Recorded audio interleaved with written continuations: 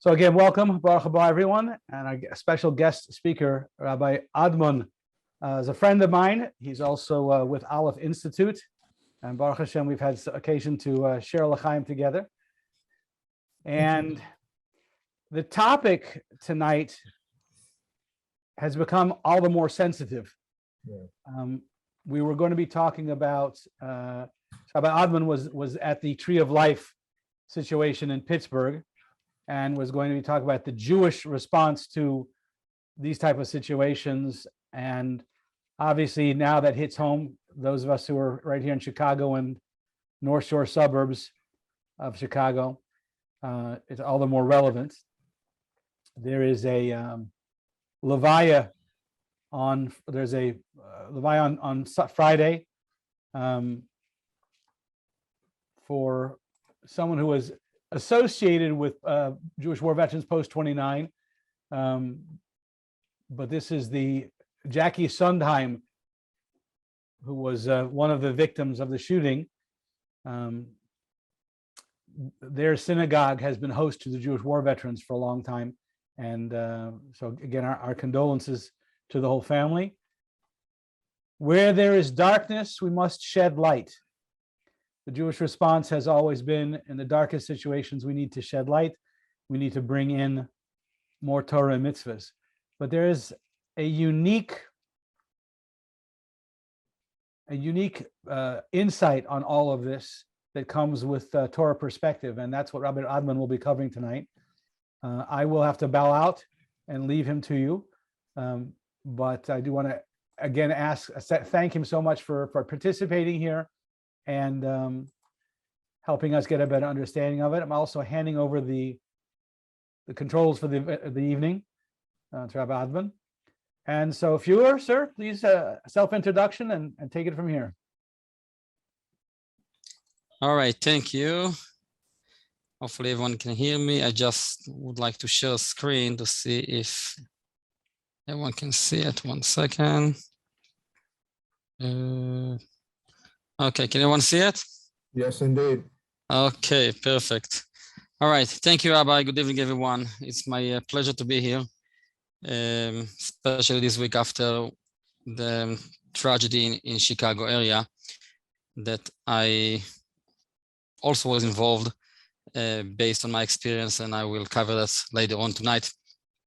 With me, just like as a symbolic, I keep this siddur with me. It is a siddur that one of the siddurs survived the shooting. If you can see, all of you, I'm sure, is military people. The inside, the hole that came in, and is the out. This siddur was found by my wife, that she's also Chevra Kadisha, at the synagogue. This conservative Orthodox siddur, and Baruch Hashem, this siddur was not involved with any room with people that got killed or injured, so no blood there, so I was able to keep it. The same note, unfortunately, we buried a lot of Siddurim Chumashim that the victims was during the service, and they hold the Siddur Chumash next to them, so whatever came with blood, we bury it, and I will talk about it later on. So a little bit about myself. As you can hear, my accent, I'm not American. Like now I'm American citizen, but I born in Israel in the Eretz HaKodesh, Holy Land. And until the age of 25, 26, I was in Israel. After I got married with 3 kids, my wife and me decided to looking for adventures, as my wife described. And we became teachers in Philadelphia, part from the Jewish agency. It was very difficult to get a school that looking for Haredi or black hat couple, but I grew up in Bnei Akiva, so I grew up everywhere. My wife also coming from a big Keruv family, so we knew how to fit ourselves in any community. And Baruch Hashem, we find Philadelphia as a house for our home for 5 years. After that, we moved to Charleston, South Carolina. I was a rabbi there and in the school for 3 years. Great time, great place. I'm sure some of you have been there already. but it's amazing, amazing place to be. And then 9-10 years ago, we decided to move to Pittsburgh to a little bit bigger community for our kids' education. As Israeli, of course, I serve in the IDF. I was an ambulance driver on my civilian volunteer and also part of Zaka that we will cover it. Zaka is an organization that I'm sure all of you now know about it. Zaka is an organization that train start by IDF burial unit that the IDF, because the Jewish army, they have a burial unit, and some people of the unit, my father Zichron Levracha was was one of the soldiers that started, but Zaka became a big organization in Israel after one of the bus that drive from Tel Aviv to Yerushalayim, and a terrorist fight with the driver and was like falling in the mountain, and like the Chevra Kadisha could not handle it. The army didn't know what to do, so a lot of volunteers came and start dealing with the bodies. Then Zaka became a big organization working with the police and respond to any death situation. And I repeat, any death situation in Israel that involved with police, Zaka became part of that. Unfortunately, we know them for the picture of the terrorist attack that always they there for collecting the remains and give cover to the bodies. But as a Zaka volunteer, I can tell you that we respond to any death. If somebody commits suicide, if somebody car accident, crash, whatever involved with death and blood, Zaka is there. So this is my experience in Israel. Beside of my IDF, in the IDF, I actually was part of the rescue unit, the same unit that came last summer, exactly a year ago, to the Miami. When the building was collapsed, there was the IDF unit that came to search. This is my unit in the IDF. Then we moved to America, and I felt, all right, you know, I'm living a dream, really quiet, no more pager. Baruch Hashem, I'm going to have a great kiddush in the house and doing the cholent, no one going to bother me, and I can sleep well in the night. Everything was perfect. My wife was very happy. And Baruch Hashem, until the Shabbat of October 27, 2018, Yudchet Cheshvan. I was actually 3 weeks after I came back from Israel. We went to Israel for Sukkot with the whole family, all the kids. I have 6 kids, Baruch Hashem. And we went to Israel to visit family. Everything was good. We had great bar mitzvah here. I don't know how many of you been in Pittsburgh, but the main street on Squirrel Hill, where the most Jews live, is Mori Avenue. On Mori Avenue, we have one big synagogue. It's called Sha'ar Torah. And we had bar mitzvah in Sha'ar Torah. We had around 350 people there. And this is actually in the entrance of the neighborhood. The Tree of Life Synagogue is 7 blocks down the road. If you take Mori all the way down until Wilkins, I think, you take a right, and this is the building there. So they shouldn't actually pass past Sha'ar Torah, and Baruch Hashem, it didn't stop there. We didn't have any security, of course, back in the days. And then he went to Tree of Life. Tree of Life is a huge building that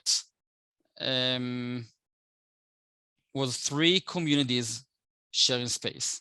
And it was conservative, more Orthodox conservative, and more like Reform study class they had in the building. There was 9:40 something in the night, very early in the morning. People didn't show up yet. A lot of people didn't show up yet in the minyan there, and the shooter came.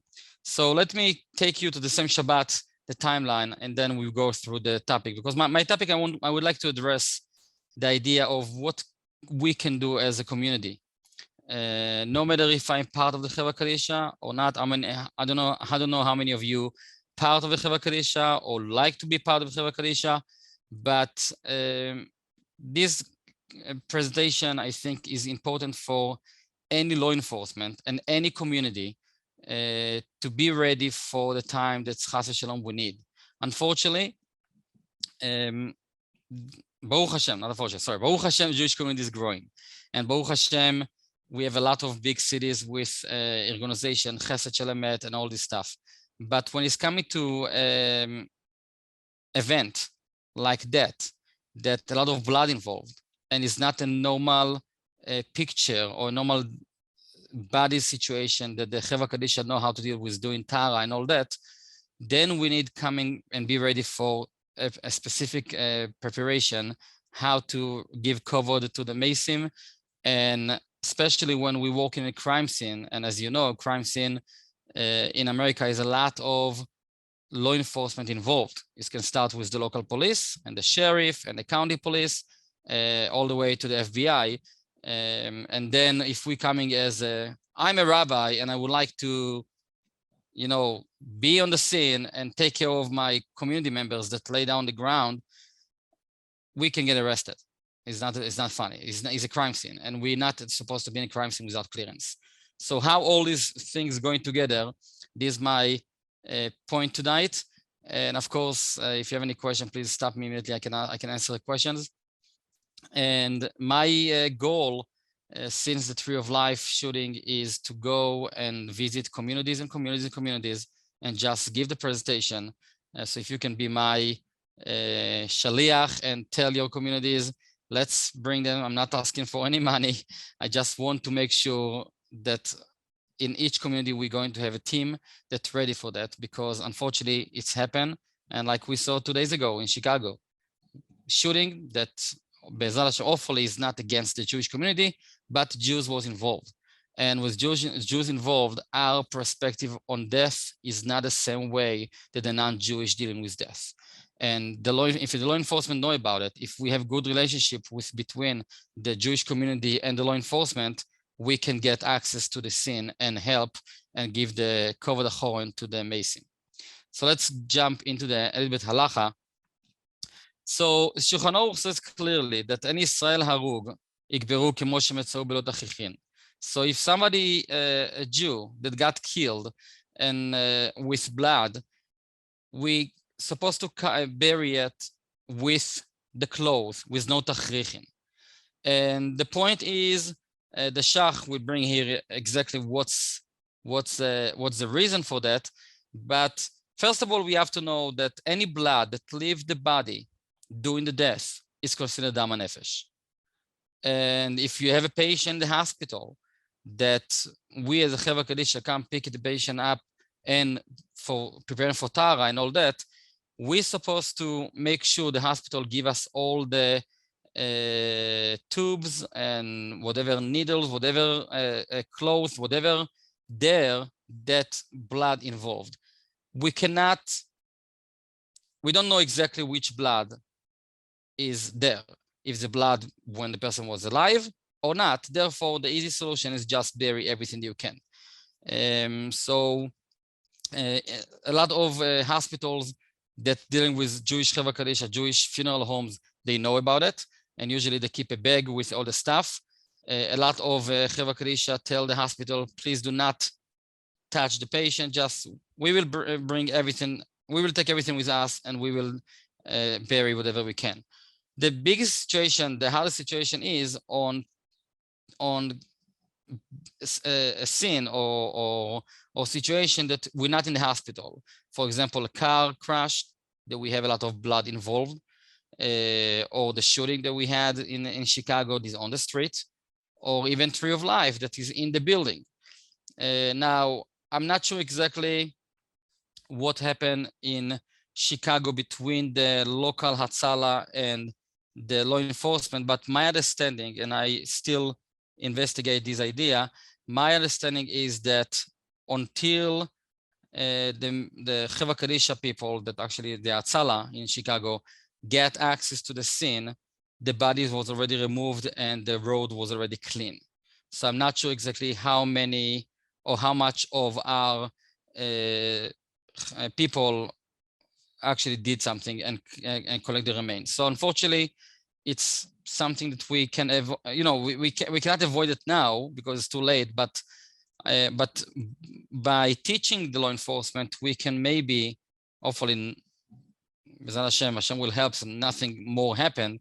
But in case something happen, we have to know that we have something that unique that we have to do, because the Shulchan Aruch says clear in the halacha, and this every rabbi in our generation agree that every blood or every remains of the body need to get buried, and it's the basic rule. So any crime scene I'm coming, this is my rule. Everything have to be buried. On Tree of Life, for example, when I came to the Rabbi Myers for Tree of Life, Motzei Shabbos, and I told him, Rabbi, I need to get permission to go into the synagogue and start clean up. He said, what do you mean clean up? I says, do you know Pesach, Passover? Whatever you clean your kitchen, the kitchen is still going to be clean after that. He didn't know what exactly I mean, but now you can see the kitchen is cleaner. Why? Because blood spread everywhere, and we have to make sure everything's clean. So he says, all right, do whatever you need. He didn't realize that I'm going to rip carpets and cut woods. That I will show you some pictures, but whatever need to be done. If I need to dig and take a part of cement that will soak with blood, or if I need to take any type of a floor, I don't know what, I will do everything to bury it. All right, so this is Shulchan Aruch, is the Shach based on Shulchan Aruch. The Shach bring up that is more idea of if somebody got killed by a non-Jew, that we know is Lamut Kiddush Hashem, whatever he died on Kiddush Hashem.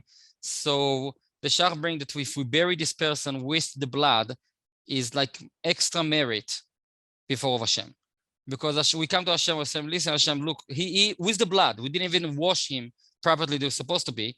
Why? Because we want the blood of this person be a merit, a schus for us. So of course, from that we get to any situation we bury with the blood and not do tahara. The only time that we do tahara, and it actually is applied in Tree of Life, when autopsy involved. So we know according to halacha we against autopsy, and we're supposed to be very strict about it. We have to write it on our will if we can, tell our family whatever need to be done. Sorry about that.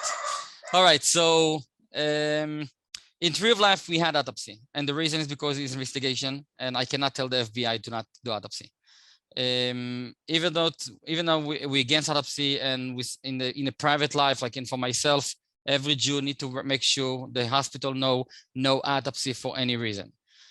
Most of the rabbis agree that autopsy is allowed in cases that we can save other life. We can, for example, in murder, and we don't know exactly what's happened, and to catch the murder, we can do autopsy.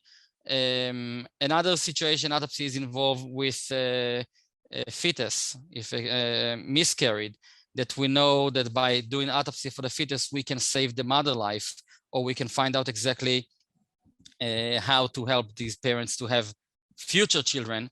In this situation, some rabbis also agree, but in general picture, we do not do autopsy at all. But in situation like Tree of Life, that the FBI decide we do autopsy for the investigation. And by the way, the reason they did the autopsy is because they was collecting every single bullets or shell, whatever remain for the investigation. In the building was more than 400 rounds. A lot of them came for the shooter, and also the police that shot the shooter. Like it was like a war inside until the catching.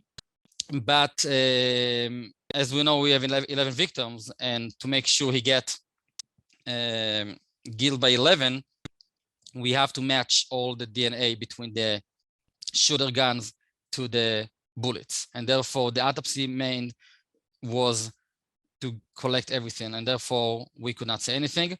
But we put requests, and I will cover it later on in the presentation, that each autopsy will be based on each individual case, not like a general autopsy for everyone.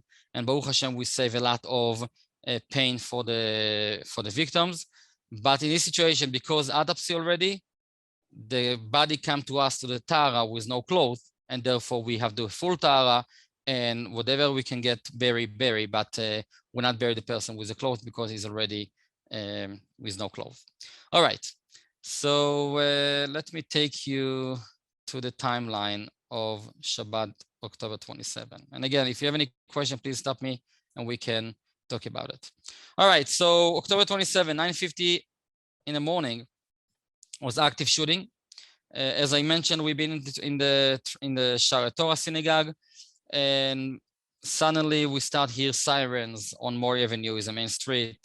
I opened the window, and my friend, other Israeli, was next to me, and I said, something wrong here. You know, like I have a lot of flashback from Israel. It's like, what are you talking about? He said, look, it's not regular police. It's police, it's sheriff, it's horses, it's the SWAT team, it's FBI, all, you know, like movie. If you ever been in a movie, like you see the movies, all the people coming, yes, there was like people driving crazy, running, stores was locked, everything was shut immediately, and only law enforcement on the road. So he says, no, I think, you know, and therefore a few minutes later, we start getting the idea of active shooting, and automatically they locked down all the shuls, conservative, Reform Orthodox. Was a little bit chaos in the community because we didn't have any communication between the shuls. Some of us were in the bar mitzvah, some of us, our kids was in different shul program, and was very, very, was crazy. I can tell you, as Israeli, I've been there, it was crazy on the street here. I remember I came to my house later on, and my front door was open like usual, you know, like my wife never locked the front door, and I asked her, like, are you crazy? What's going on? She says, what's happened? Like, it's regular Shabbat. I asked her, didn't hear all the sirens? She said, here, you know, siren. I said, no, it's active shooting. Close the door, lock the door. So until 11 o'clock, then only at 11 o'clock, the shooter was actually captured by the police. He ran in the building and he reached the top floor, almost the roof. But by this time was a fight between, like, shooting between him to the SWAT team through the wall on the top floor, until one of the SWAT member is 6 something foot, huge guy, says, I'm breaking down. He break into the room, facing the shooter, and shot him on the left side of his body, and he fell. We find out later on that he was hiding behind, you know, like in the classroom, the old metal closet that the teacher used to have with the 2 handles and the doors open. He was hiding behind that. So when they shot him through the wall to the closet, he almost didn't hit any bullets, and he shot them through the wall also. So the wall actually was taken apart, and the wall became a nice drywall sheets evidence in the court to show how terrible was the shooting between them until he was surrounded by the police. At 11:10, scene secured, and by this time already the people that got injured was out, and then we start hear news what's going on. In the beginning, we heard about victims, no victims. We heard the shooting is outside, not inside. We didn't know what's going on. Of course, initially we tried to keep everything run.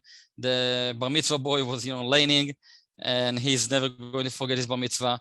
The rabbi drasha was a little bit out the line crazy, but people stay for the kiddush.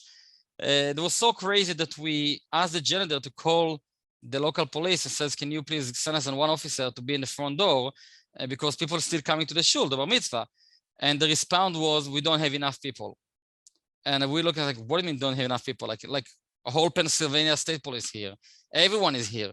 Yeah, but even them, they lost their mind. So it was very, very hard to get even one person to help us. So of course, we locked the doors.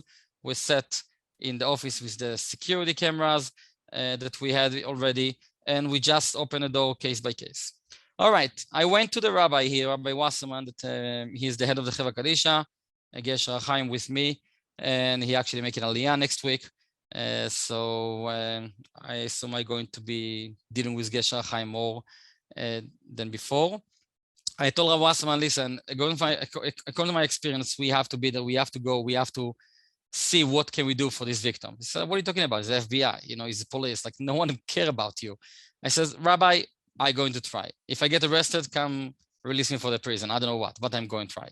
So around 14:30, 2:30, after I ate a little bit in my house, quick, you know, seuda with my wife, I went up upstairs to my room, and I tried to find any vest. As you see in the picture here, I had 2 vests of Magen David Adom, and Atzala in Israel. This is the only vest I had in my closet here, because again, like I didn't move to America to volunteer in an organization. So I took it and I told my wife, listen, at least we have something that people recognize us maybe. In this pocket in the back here, I put wipes, I put my cell phone, I put gloves, and I said anything that can help me to deal with this situation based on my knowledge in Israel. And I told my wife, you know, I'm going, I don't know when I come back, but don't worry, everything will be okay, B'ezrat Hashem, just lock the door, and I will be in touch with you. Wasserman, of course, came with me, and you can see him and me here speaking with this special agent, Nick. He was the assistant special agent in charge here in the Pittsburgh field office. He was in the head of the scene. And when we arrived, of course, with this vest, no one stopped us. And it's one very important point to mention, that wherever we're going, we have to be recognized by something. We have to, like, I don't know who is not mute. Okay. So we have to be recognized by something. And I said, whatever I have on me, I will walk. And we actually walked 7 blocks and no one stopped us. All the camera was running us, you know, all the news, like, who is this 2 looks like a rabbis, and you see like a Rossman even came with his hat and everything, like Shabbos, you know, like, and who is these people that coming outside like that? And we we went all the way to the gate, or actually the last checkpoint next to the synagogue on Shady Avenue. And the sergeant asked, who are you? What are you doing here? And we said, we're the rabbis, and it's a synagogue, blah, blah, blah. We want to talk to the person in charge. He says, all right, I will call somebody. And he called Nick and says, I'm the FBI, this is Arsin, I'm in charge, what do you need? So Wasserman explained to him about Chevra Kadisha, and I jump into the conversation and says, I'm from Israel originally, about Zaka, and I want to ask you some questions, if I'm allowed. He said, yeah, okay, go. I ask him, how many victims? Of course, no answer. I ask him, is the victims inside or outside? He says, why are you asking? I says, because if they're outside, I have to move them immediately. If they're inside, it's Shabbos, I'm not supposed to do anything for that. Of course, I explained to him in more details, but with more questions, he understood that in front of him is 2 rabbis that know what they're going to do, and they're not looking for photos, they're not looking to be on the news, they're not looking to make a big deal of that, they're not looking to destroy the evidence. That is very important for them to make sure we know where we're stepping. And therefore, I will let them work together with us. And Baruch Hashem, it was a miracle. It was the first miracle that we had a click between us to him. And he says, you know what, guys, anyhow, you can't do anything with Shabbos, come Motzi Shabbos. Okay. So on Motzi Shabbos around 9:30 after Shabbos, I'm already got phone calls from Zaka Israel. I already got phone call from the consuls in New York, because my parents in Israel, and they heard on the news there was Bris Milah, and I'm the local mohel, and they says, oh, if he's the mohel and not pick up the phone, so maybe he's one of the victims, because there was Bris Milah there, and a lot of stuff. But of course, I not pick up the phone because it's Shabbos, you know. So like the consul of Israel was almost in my house. It was crazy, crazy, crazy. Motzi Shabbos, I shut off my phone. I says, all right, let me talk to Nick and let's see what's going on.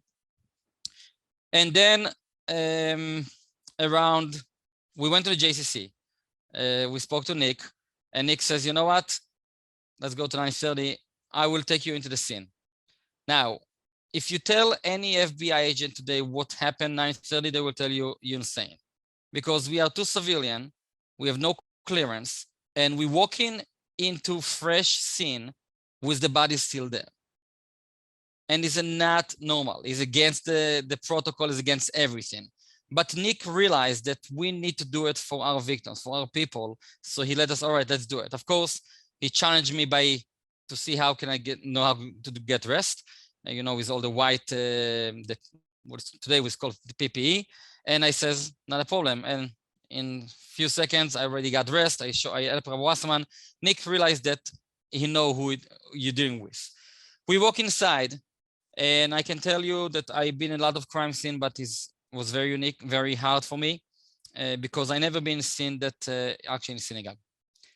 Most of the scene that I've been in Israel is buses, restaurants, blowing on the street. But when you're in the shul, when you see people sitting in front of the Aron Kodesh with Chumash and Siddur, it's hit you more. And in one way, I want to cry and I want to identify with them, but I can't because I need to show professional.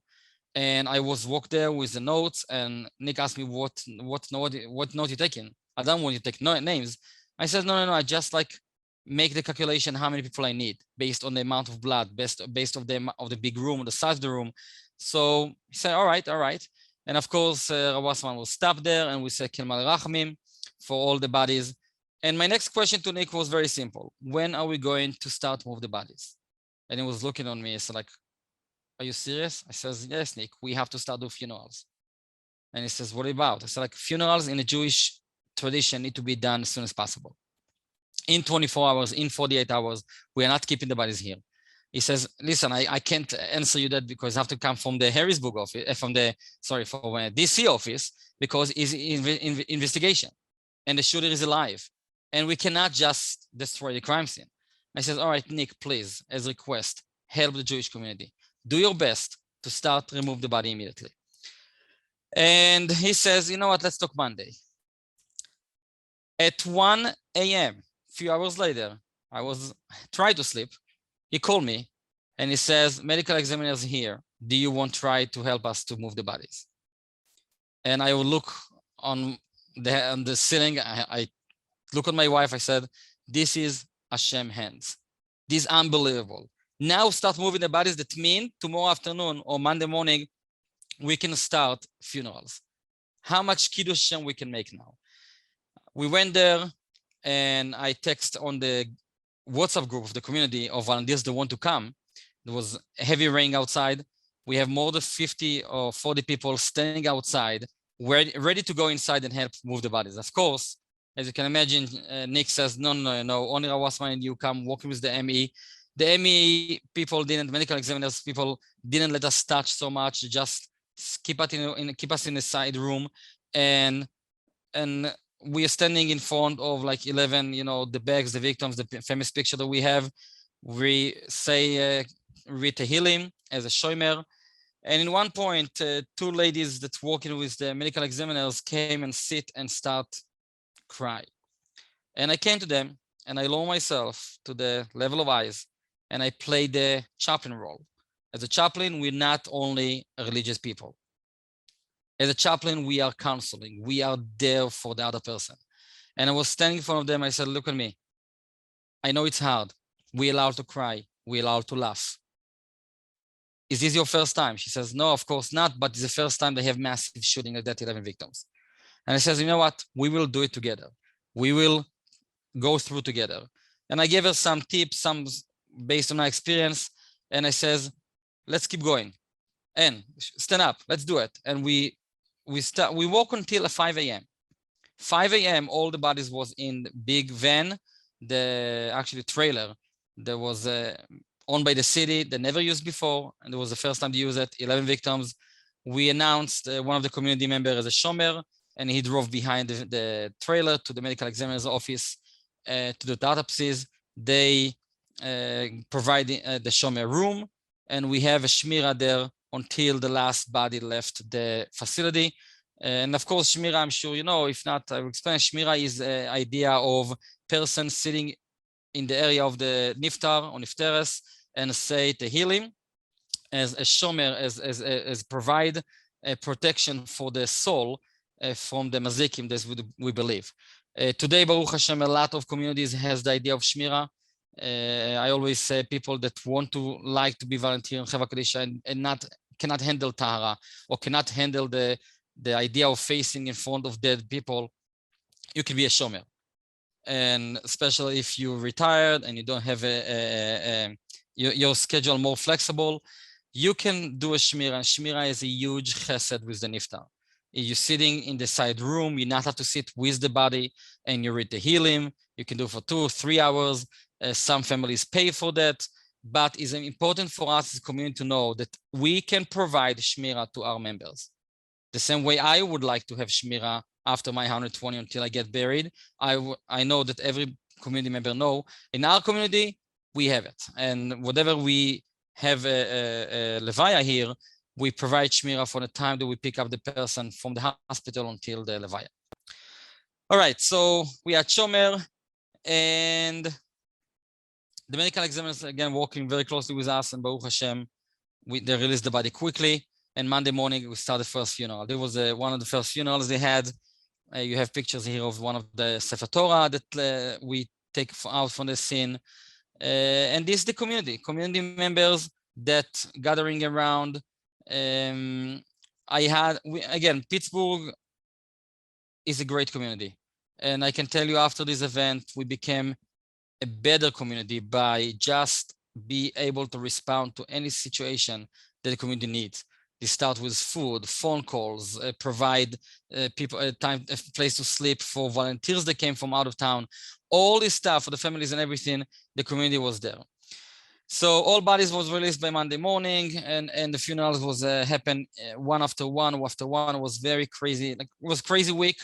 Of course, Tara was start, and from the 11 victims, Chevra Kadisha did 6 or 7 victims. I don't remember exactly. So the same time that I was running in between the crime scene, I was also holding my phone and advised the Tara members how to do Tara, because to do Tara on body that come from autopsy is not the same. And we have a lot of halacha questions about it. So I was advised the team also what to do and how to deal and how to make sure that that appropriate Tara to the person. All right, so here is some pictures from inside.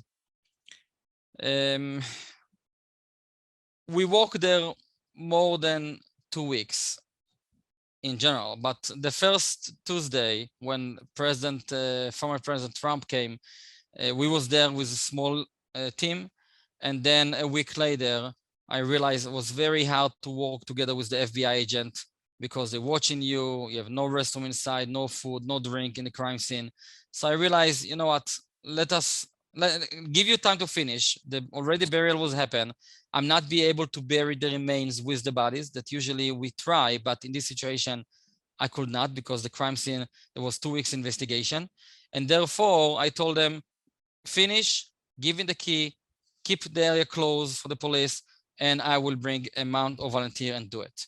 This some pictures of the volunteers.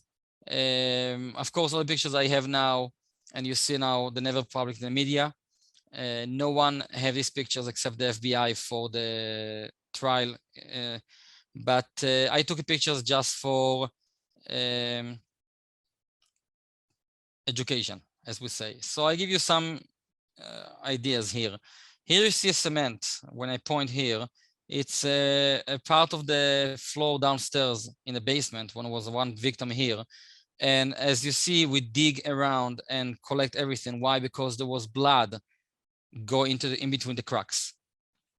And I apologize if it's too hard to watch. Please let me know. I will move ahead. But some cracks was open and blood was into, and I realized I cannot get the blood without digging. So I just got one of our community members. He's also Chevra Kadisha and he's a constructor. And I said, listen, you have all the tools, bring in.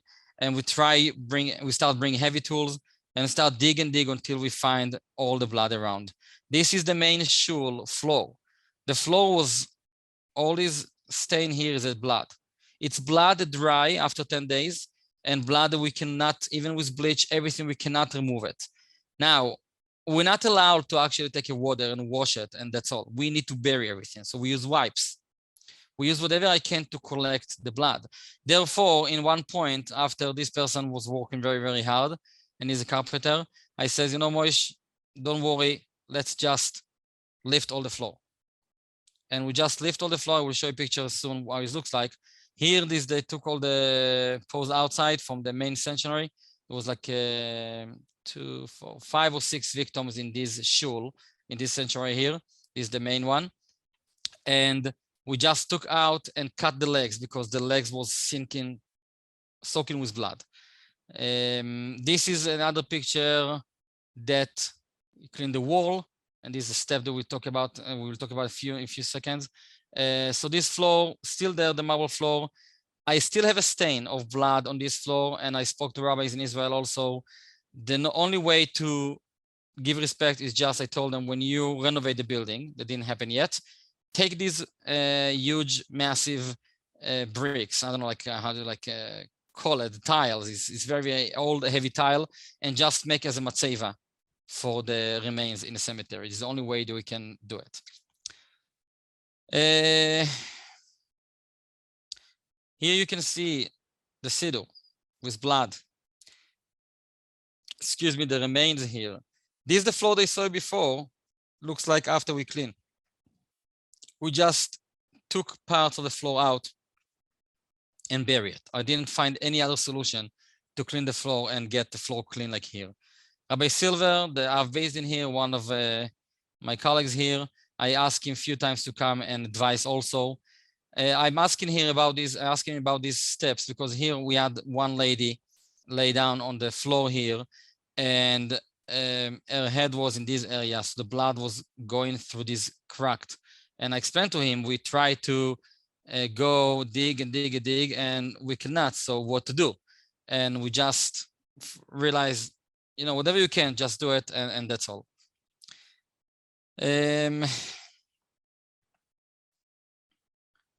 A lot of terrible pictures. Here you see our painter. There's also a Chevra Kadisha person. He was in charge of the ceiling. I told him, this is your expertise, just make sure the ceiling is clean, whatever you need to do. And he just took his son and climbed on the ladders that he have and just cleaned the whole ceiling, because from shooting, the body stay body, but the blood was spread out everywhere. And we have a small room with 4 bodies and blood spread everywhere. We just clean everything, whatever we can. So he just stripped stuff until we had it. This blood was one of the difficult one, because like 10 days, and it actually remain. These are bone, okay? So these remain of body, they have to get buried. So we just use whatever we can to clean the floor and collect everything and bury it. This, you see how they cut the legs here. All right, this example of how we get dressed. I took this picture to show people how do we supposed to get dressed. We are professional, and we work in crime scene, in law enforcement. Without law enforcement, we have to be there all the time. So we had 2 days, full 2 days of get into and actually make sure everything gets clean. But because of these 2 days, I told the guys, first of all, we are not working the night. We close the shul, come next morning, I want to sleep well. Now, don't forget, all this team that I have now, I had now, they are Chevra Kadisha people, but none of them was Zaka. None of them ever been in this terrorist attack or in any situation like that with blood. So for their mind, it's a trauma. Even for me, it's a trauma. I'm not hiding that.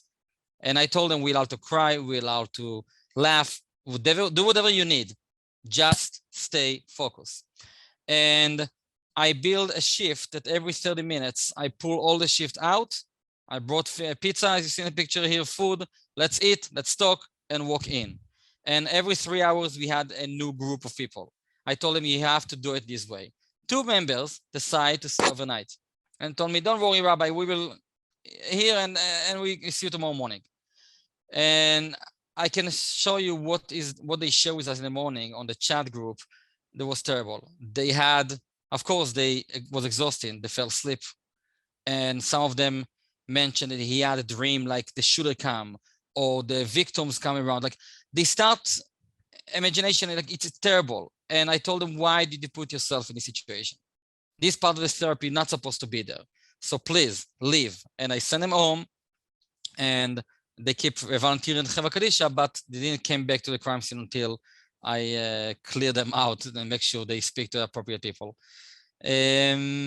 All right, let's see what's notes here.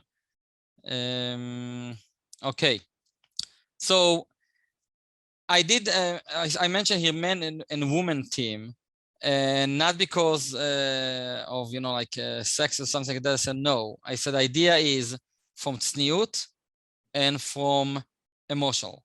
I took my wife, she became the head of the women team, and I took another doctor here, he was the head of the men team. I split out between 2 floors, and I told them every 3 hours we switch.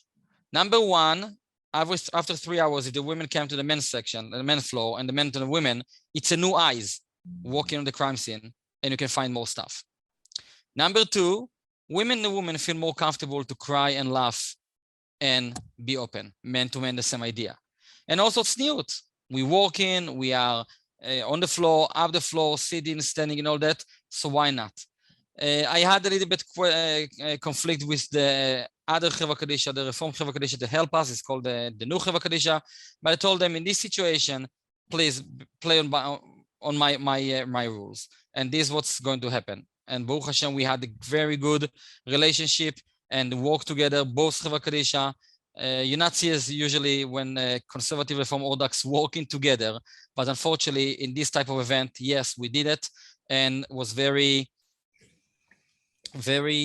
respectful way, and I think the community again build themselves better in this situation because of the partnership work together.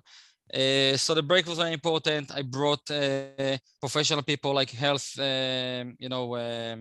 counselors and all that, medic people to come and be on the side to help other people and whatever.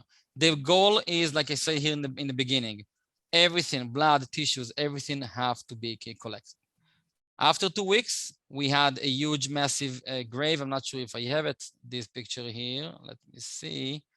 With all the bags, but we had 2 massive graves with all the bags that we actually bury. The last thing that I want to talk before I open for questions, and as your chaplain or you as a veteran, somebody that's been there, somebody that knows, somebody that see blood, how can you help? So first of all, this presentation is not to push anyone to do whatever you can't. But with our expertise, we can do a lot of stuff. With our expertise, we can counsel, we can help other people. But this picture is, like in Hebrew, we say, Tmuna achat shava milyon milim. One picture is worth it like a million words. This took place a few weeks later. These are Wasserman. I took the picture from here. These all the volunteers, most of them, they came and work in the crime scene, men and women together. I told them I want to sit together and talk about what's happened. I'm sure all of you in the military experience you had this time after we lost soldiers, after something happened, the chaplain comes to the room or the professional comes to the room and let's talk about it. And we are standing and like, what to talk about? Like, what do you want from us? So there was half an hour of quiet, no one shared anything until I stand up and said, you know what, let me show you your story. And I told them that I will tell the story in quick. The one of the tragedy Passover in Pesach in Israel, there was like the Pesach started with big bomb in Malone in Netanya, in Hotel Netanya, and then during Chol HaMoed was other attack in Yerushalayim and other attack in Haifa. And the attack in Haifa was in a restaurant, in a gas station. And in a gas station was a restaurant owned by Jew and Arab. So they serve matzah, wine, bread, and yeah, this is the food that was there. And one terrorist person walked into and blew himself, and we had some victims. Of course, I responded on Chol HaMoed, and I told them that when I walk in and I still have the smell in my nose of the blood mixed with wine and matzah on the floor and bread. But the picture that I cannot take from my head is when I finish my area to clean everything, I was laid down, father, mother, and 2 kids. I cannot take away this picture from my mind.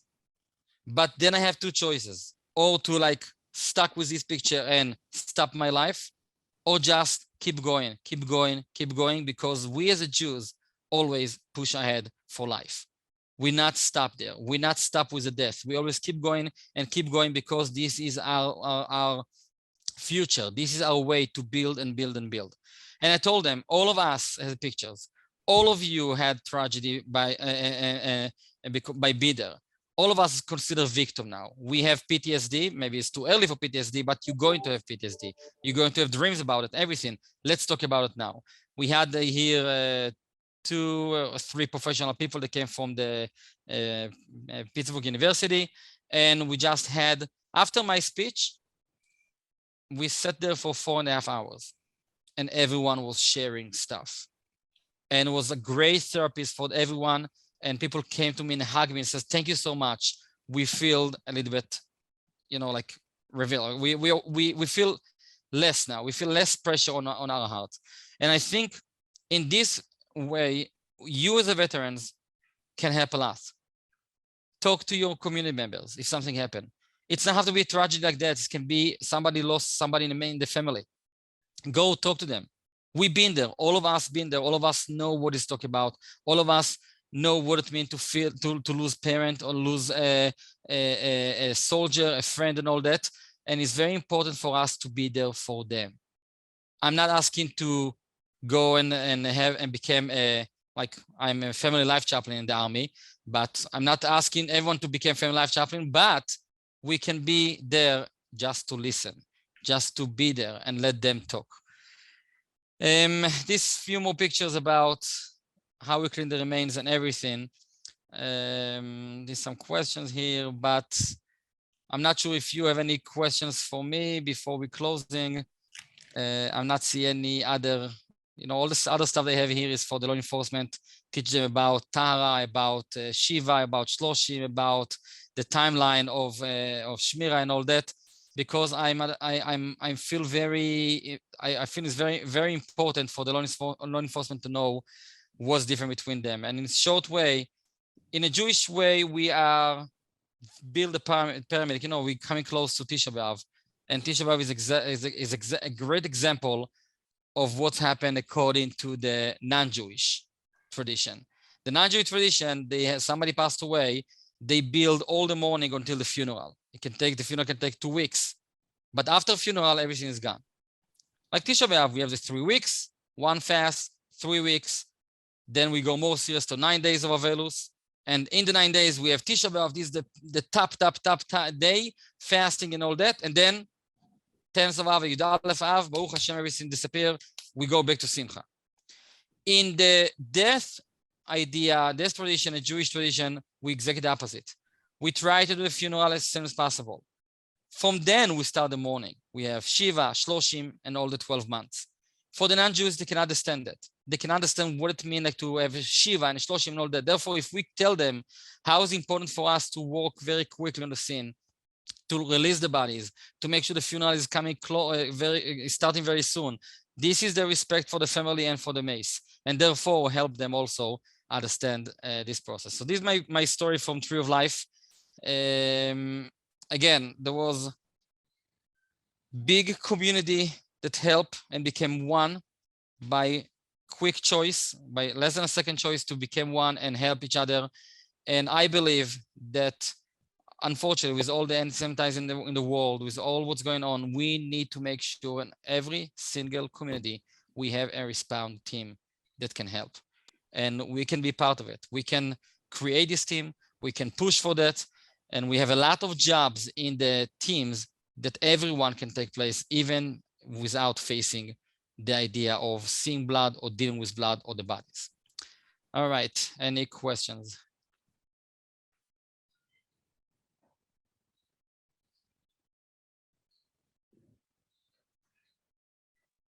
No questions?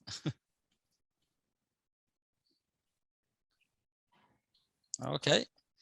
So again, thank you so much for being here. I know it's not an hour and a half, but in my time, I have mincha in 5 minutes. I still say Kaddish on my father passed away a few months ago, but I'm very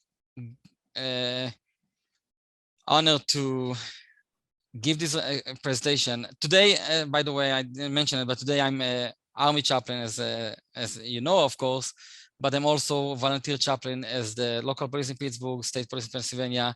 I'm a full-time chaplain in the state prison and advisor to the FBI for this type of tragedy. So in Chicago, when it happened, automatically I receive phone calls from the FBI, and also I know some Israeli victim there. So the Israeli government already called us. And this is the communication, and this connection build a lot and help a lot. And the law enforcement, very respectful and very thankful of us working together with them without pushing ourselves into the scene. We come in as a friend, we come in as professionals, and we're working together. And this is chesed. This is chesed shel emet. Because if we're not going to step up for our community, if we're not going to stand up for our community and help our community, no one will do it for us. This is truly chesed shel emet. And if you're looking to do chesed, if you're looking to do it, this is the area that we need people. This is the area that we need to push ourselves and help.